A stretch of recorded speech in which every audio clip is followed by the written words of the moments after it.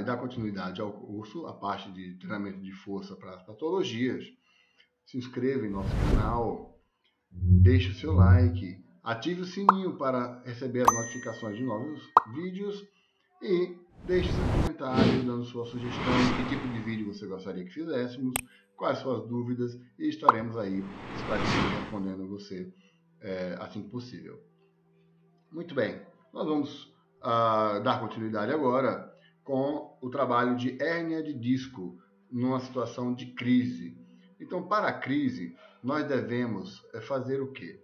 Ao receber o cliente, é preciso estabilizarmos a lombar e empurrarmos o disco para dentro. Então, existe o método Mackenzie, aquele protocolo dos 2 travesseiros, um travesseiro, sem travesseiro, onde você faz a progressão de abertura das vértebras e a adequação da coluna para que abra o espaço e o disco possa retornar. Feito isso, nós realizaremos o exercício de Superman. Através de que forma? Em média, 150 repetições. Ou você pode fazer 5 séries do máximo de repetições que o cliente conseguir de uma vez, já que é uma atividade sem carga e ele vai fazer até o máximo que puder. Feito isso, vai evoluir, vai iniciar o Superman na amplitude máxima que a dor permitir. E é importante que faça o máximo de repetições que puder, até a falha. A cada série, a dor vai reduzindo e você vai estimulando o cliente a aumentar a amplitude de movimento do exercício, dessa forma aumentando a contração muscular e também aumentando a força, a pressão posterior para empurrar o disco a retornar. Em média, esse quadro estabiliza na primeira ou segunda semana, tá? Após 5 dias, 3, 4 dias de atividade, ele consegue estabilizar. Quando temos uma irradiação também por uma perna, né, estimulamos a fazer a extensão de quadril na postura de decúbito ventral. E aí faz também 150 vezes na perna-alvo. Okay? Então, somente a perna que dói é que vai fazer esse número de repetições. Assim como faremos com relação a essa perna, né? Nós vamos fazer 5 séries também, até a falha, ok? Bom, quando a hérnia já é crônica, nós podemos aí lançar mão. É importante sempre, no início da sessão de musculação, você fazer o trabalho de fortalecimento da lombar e finalizar com esse mesmo fortalecimento. Então, nós estimulando, para quem tem o aparelho lombar, por exemplo, da Biodelta, que é um aparelho de excelente qualidade, estimula-se a fazer no início da sessão e ao final da sessão. Assim, vamos realizar. Depois, e uma coisa importante é no início, quando esse cliente está ainda com quadro de dor, evitar total flexão de tronco. Né? Então, evitar que ele faça abdominais, por exemplo, com a flexão do tronco. Porém, é possível que se faça abdominais estáticos, tipo prancha, ou Superman também estático, ou dinâmico, é possível fazer. Após a estabilização, pode iniciar aí a flexão de tronco. Então, somente quando o quadro de dor estabiliza, aí nós iniciamos o fortalecimento com flexão de tronco. Podemos iniciar outros abdominais. Em média, o leg press também deve ser feito com uma certa limitação de amplitude. Por quê? Porque quando você faz na amplitude máxima de leg press ou de um agachamento, você vai ter uma flexão de quadril acentuada que vai promover uma flexão de tronco. Então, é preciso evitar essa flexão de tronco para não estar estimulando crises, né? Em média, no máximo 3 semanas ele está estabilizando esse quadro e aí você pode iniciar um trabalho de flexão de tronco.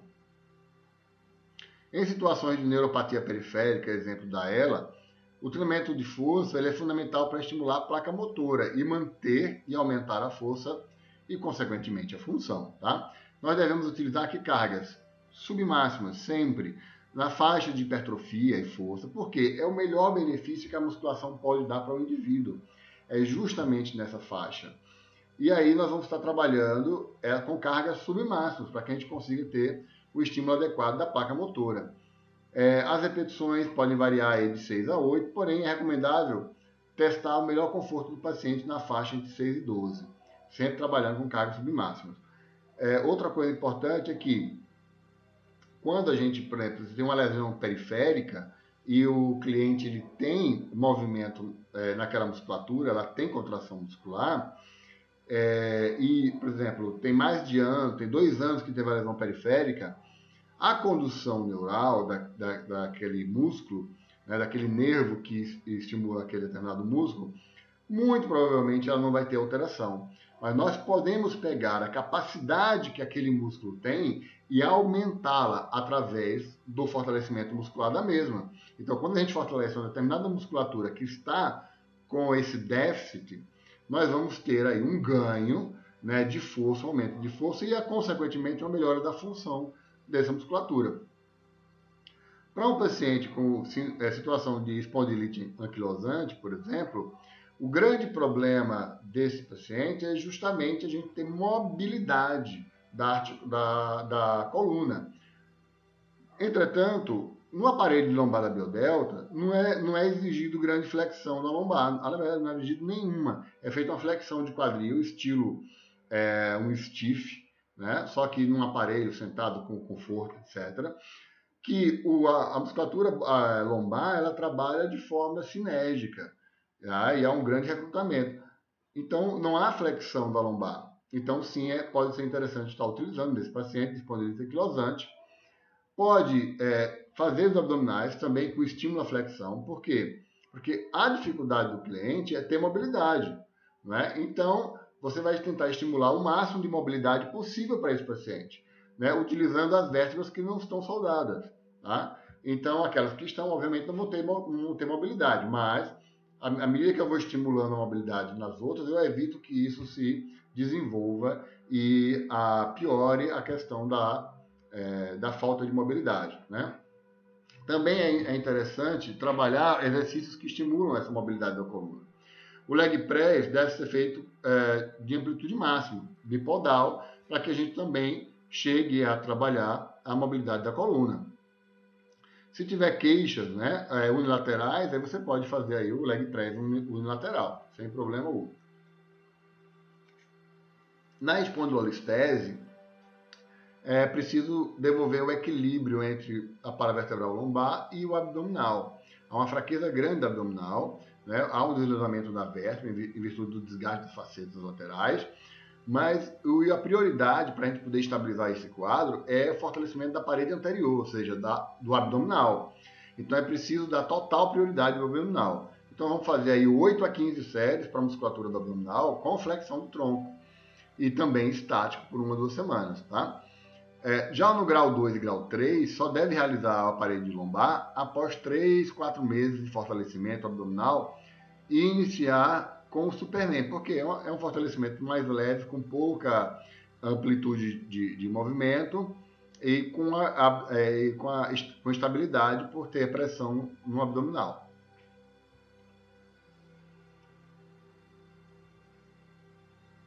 No caso de hérnia abdominal, nós vamos fazer de 8 a 15 séries também, de fortalecimento para o abdominal. Por quê? Porque o abdominal é o músculo-alvo, né? A hérnia abdominal é o extravasamento da alça do intestino em virtude de rupturas, aberturas do reto abdominal, então na parede do reto abdominal, que permite o extravasamento, né, dessas alças. Então nós devemos trabalhar sempre com desforço submáximo, deve evitar a apneia prolongada em virtude do aumento da pressão intraabdominal e para não promover reincidível da hérnia abdominal. Em mesmo caso, correções cirúrgicas deve-se evitar a apneia, tá? Mesmo quando se coloca a tela. Para caso de artrose e artrite de cotovelo, é importante a gente trabalhar a extensão de punho de 3 a 4 séries de 8 a 12 repetições.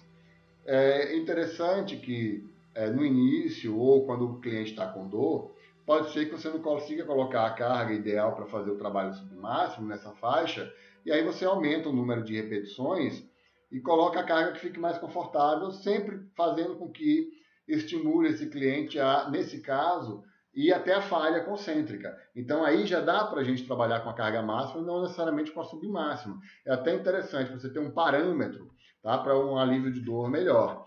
Então você solicita que ele faça o máximo de repetições até a falha, dentro do conforto. Então pode ser que ele inicie com 20 repetições, e aí à medida que você vai evoluindo as cargas, você vai baixando até chegar na faixa de 8 a 12 repetições. A flexão de punho deve ser feita da mesma forma, de 3 a 4 séries, 8 a 12 repetições. Tá? Então, é importante também tá fazendo esse estímulo. E o trabalho de tríceps e bíceps também, de 3 a 9 séries. Por que 3 a 9 séries? Porque aí a gente já está falando da musculatura principal de ação sobre o cotovelo, e aí a gente deve sempre dar prioridade a esse grupo muscular. Então, se a queixa for posterior do cotovelo, vai estar envolvido o tríceps, se for anterior, vai estar envolvido o bíceps, e a gente vai dar maior número de séries para aquele grupo que tiver mais relacionado com o quadro de dor. Para a situação, por exemplo, de artrose do quadril, né, nós devemos trabalhar a abdutora, sentado, de 3 a 6 séries, de 8 a 12 repetições, sempre nesse esquema. No caso do membro inferior, e aí a gente vai desde o glúteo, quadríceps, discos tibiais, panturrilha, você aí já pode trabalhar com até uma faixa de até 15 repetições tranquilo na faixa de hipertrofia, certo? Esses grupos maiores, principalmente os antigravitacionais, como o glúteo, como o quadríceps e panturrilha, eles têm melhor resposta devido ao maior número de fibras oxidativas, com um pouquinho maior de repetições. Né? Então, chegando até 15 repetições, vai funcionar bem.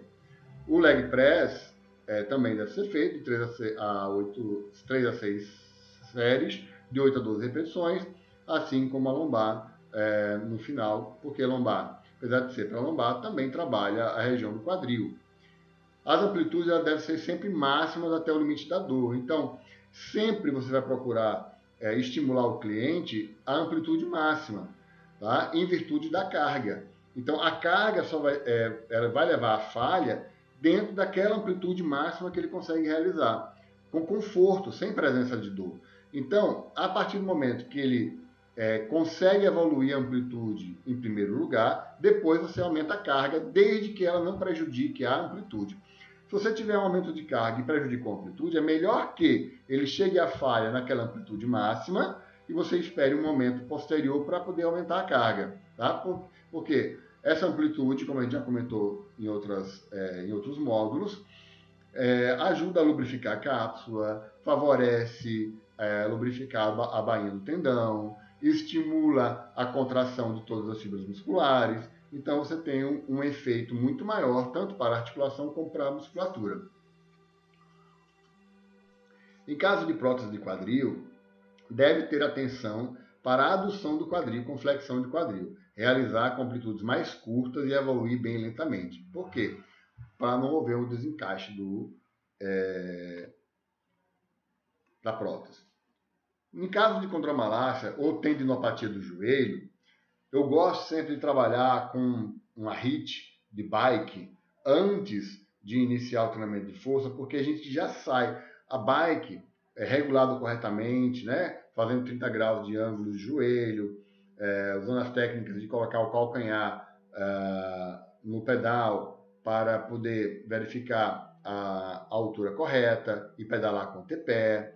Então, dessa forma, eu trabalho no ângulo perfeito, onde o vasto medial oblíquo é bem recrutado e ele sai túrgido da bicicleta quando você faz a HIIT, do jeito que eu coloquei aqui no quadro, né? Sai túrgido e praticamente já sem dor com relação à condromalácia, já sai bastante aliviado. E aí eu entro nos exercícios resistidos para completar esse trabalho, né? Ou seja, completar e somar cada vez mais. Você pode ou não fazer alongamento, é opcional, mas o aquecimento é sempre interessante fazer com esse trabalho da bicicleta. Lembrando que uma vez aquecido na parte de bicicleta, deve-se na primeira série do fortalecimento do quadríceps fazer com a carga diminuída e até a falha para que possa aquecer corretamente. Então vamos fazer a extensão de joelho, um exercício que a gente pode fazer com presença de dumbbell nos pés, de 4 a 12 séries, de 15 ou até 15 RMs. Em caso de dor anterior, iniciado com 25, 50, ou seja, aquilo que eu já expliquei, né, em outro momento.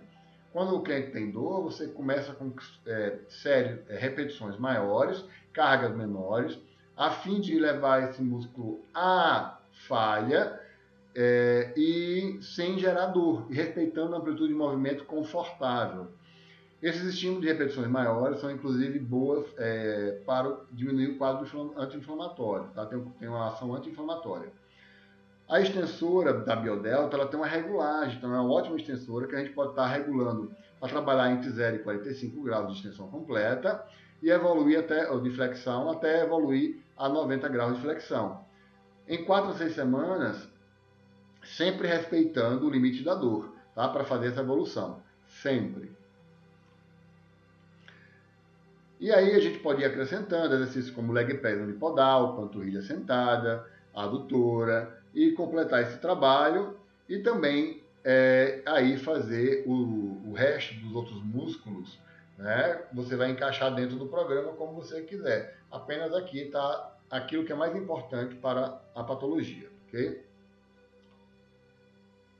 Na artrose de joelho, a gente precisa estimular o joelho como um todo e favorecer o aumento do espaço interarticular do joelho. Para isso, a gente vai fortalecer tanto a musculatura acima do joelho como a musculatura abaixo do joelho. E aí vamos iniciar com a extensora, trabalhando dentro da ADM e do conforto. E vamos progredir de 3 a 8 séries, de 8 a 12 repetições. A flexora da mesma forma, o leg press da mesma forma. Todos eles estimulando sempre a amplitude máxima de movimento, de 3 a 8 séries, 12 séries. Você pode trabalhar por grupo muscular até 25 séries, tá? Então, só que a média que a gente trabalha por grupo muscular, uma média razoável, o que a gente chama de trabalho moderado de hipertrofia para um grupo muscular é de 15 séries. Mas se você quiser dar uma super bomba, né, naquele grupo muscular, você pode chegar até 25 séries, tá? Sem problema algum, mas o trabalho médio é feito em torno de 15 séries para o grupo muscular. E aí vamos também fazer a panturrilha sentada de 3 a 6 séries. No cisto de Baker é o mesmo protocolo, tá? Entretanto, você pode acrescentar a panturrilha tanto em pé como sentada, tá? Se tiver os dois, é interessante que faça os dois de 3 a 6 séries. Por quê? É importante no cisto de Baker fortalecer bem o solear. Então, a panturrilha sentada, ela vai trabalhar melhor o solear e vai ajudar a soltar as miofáscias que estão envolvidas ali na região da poplite, onde está o cisto de Baker. Na em pé também vai estar contribuindo, não da mesma forma com a sentada, mas vai também contribuir, pois na em pé trabalha tanto o gastrocnêmio como o solear. Para a lesão de menisco, nós vamos respeitar mais ou menos o que a gente pensou em relação à artrose de joelho. Por quê? Eu preciso aumentar o espaço interarticular para evitar compressão e estar beliscando esse menisco. Uma coisa que você pode fazer é iniciar a sessão com uma tração de joelho. Você coloca uma caneleira na perna, ele sentado numa cadeira que deixa os pés flutuantes, e fazendo essa tração por até 5 minutos. Depois, leva a bicicleta, faz todo aquele protocolo que a gente fez, tanto para a artrose como para a situação de condromalácia, respeitando sempre a amplitude de movimento.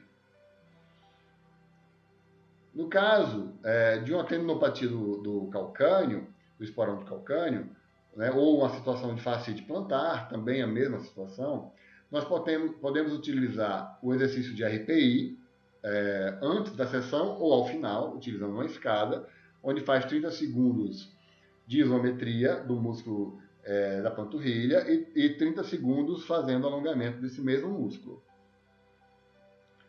E depois, vamos iniciar o trabalho de fortalecimento de panturrilha de 6 a 12 séries, de 12 a 15 repetições.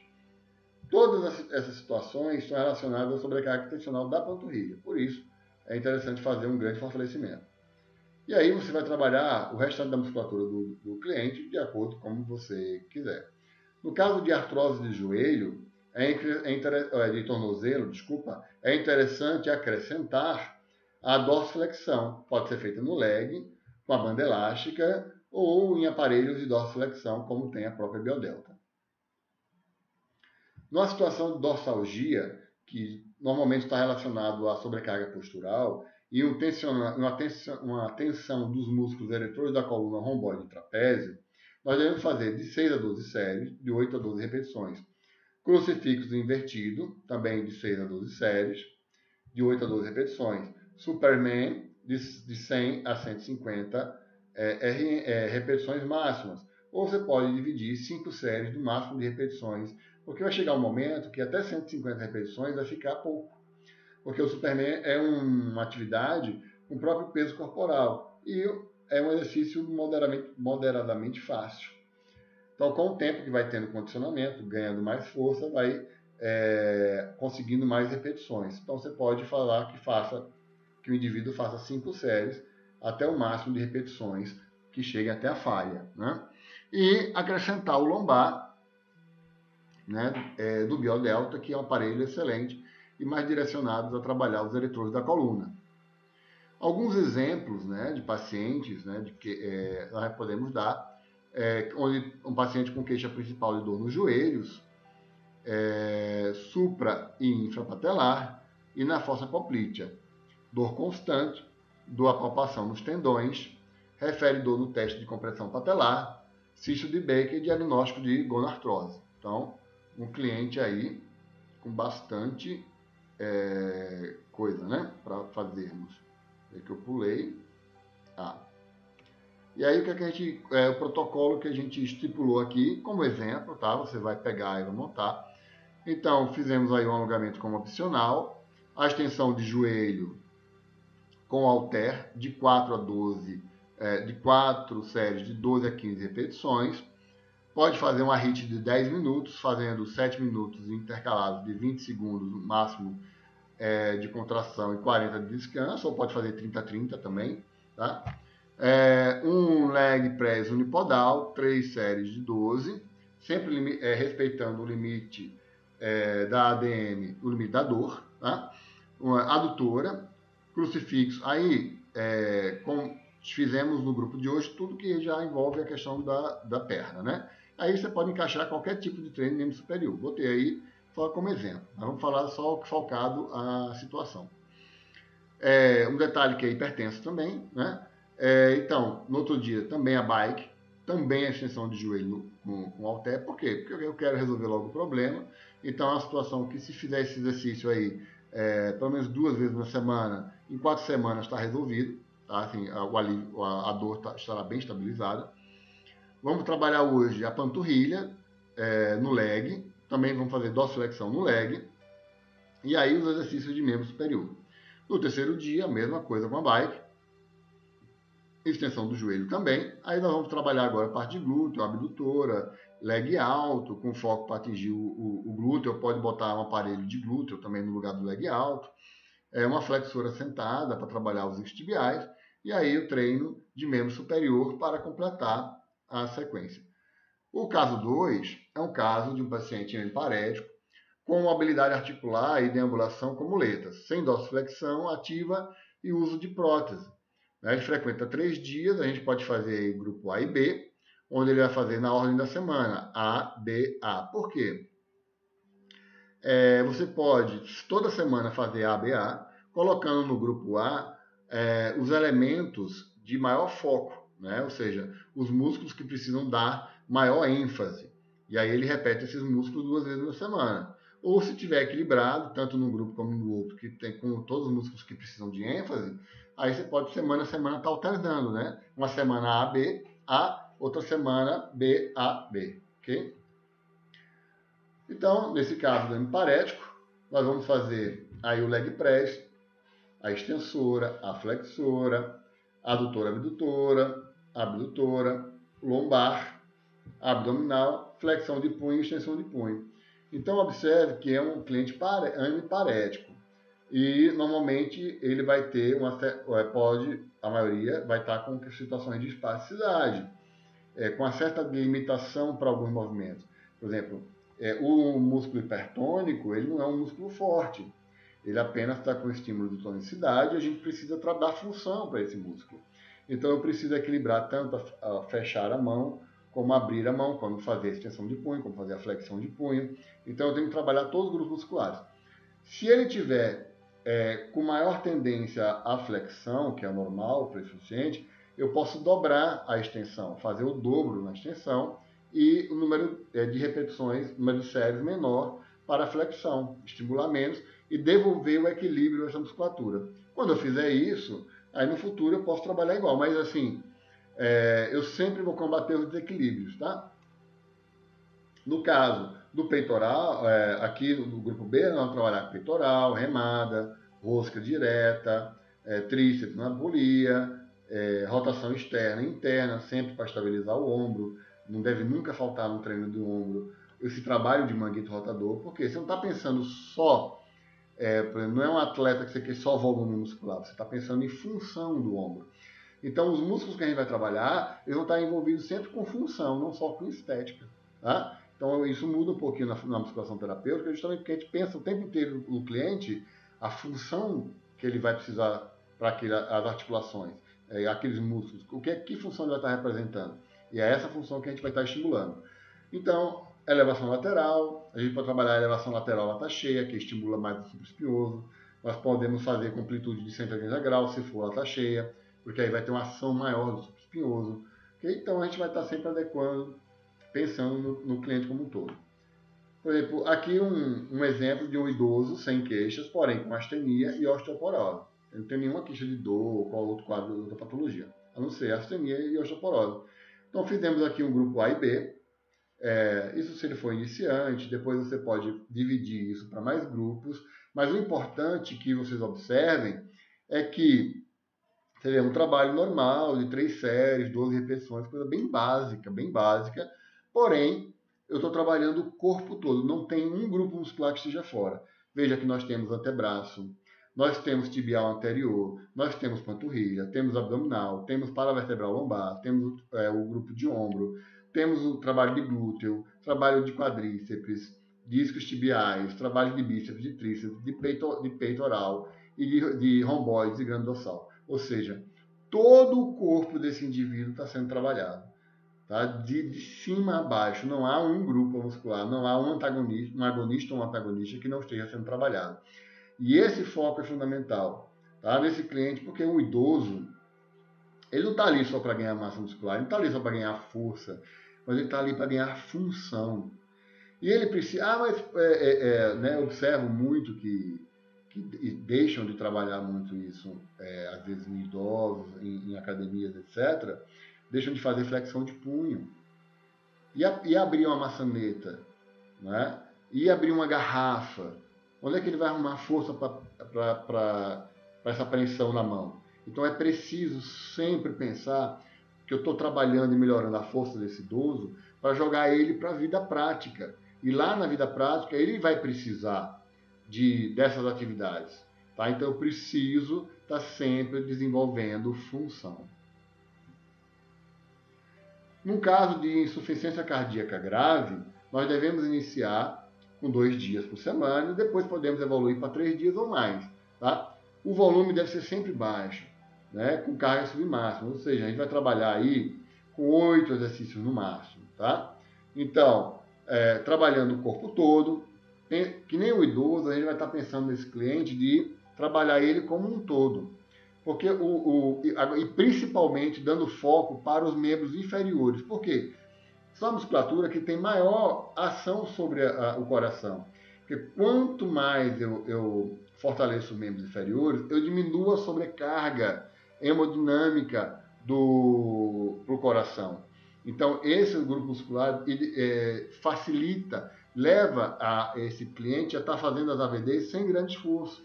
Então, na insuficiência cardíaca grave, eu preciso deixar o mundo exterior mais simples para ele, mais fácil. Porque para quem tem uma insuficiência cardíaca grave, subir escada é um desafio extenuante.